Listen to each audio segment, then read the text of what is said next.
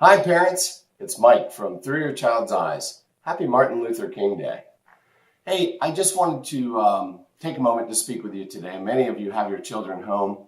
Some of you have to be at work, but some of you are home with them. And today being a national holiday, it's a day that we celebrate the man that was named Martin Luther King Jr. He was a brilliant child and student. He was accepted to Morehouse College at the young age of 15, where he studied medicine and law. He went on after graduating from Morehouse College to Crozer Theological Seminary, where he won a prestigious fellowship and was voted in as class president. But he didn't stop there. He went on to Boston University and earned his doctorate in systematic theology. He later went on to become the president of the Southern Christian Leadership Conference. Dr. King spoke to countless leaders and organizations promoting civil rights and peace all over the world. He was awarded the Nobel Peace Prize, becoming the youngest person ever to have received it.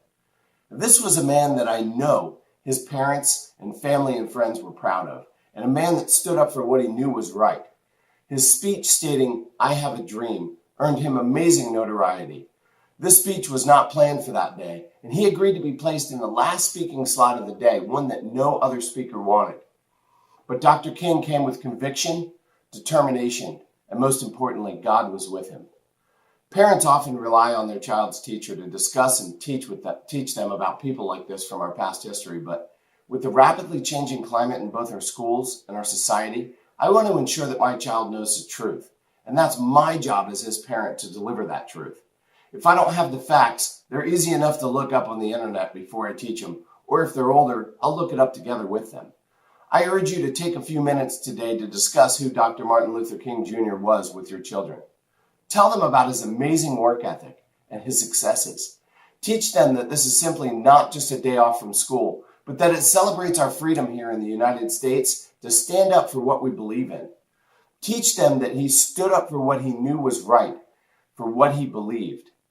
You know, your children probably don't know much about what segregation really looked like and how color is irrelevant. Discuss equality with them. Ask them for their thoughts and input on the subject. And many of us say as parents to one another, "Oh, my child's not racist. I taught him better." But I ask you, have we? Have we been intentional about that? And after talking to your child at any age really about what this man did and how he stood up against the whole world for something he believed in, why don't you ask your child what they see in the world today that could be changed to make it better? Ask them what their big dream is and what they would do to change the world if they could. Your child is one of our future leaders. Remind them of that.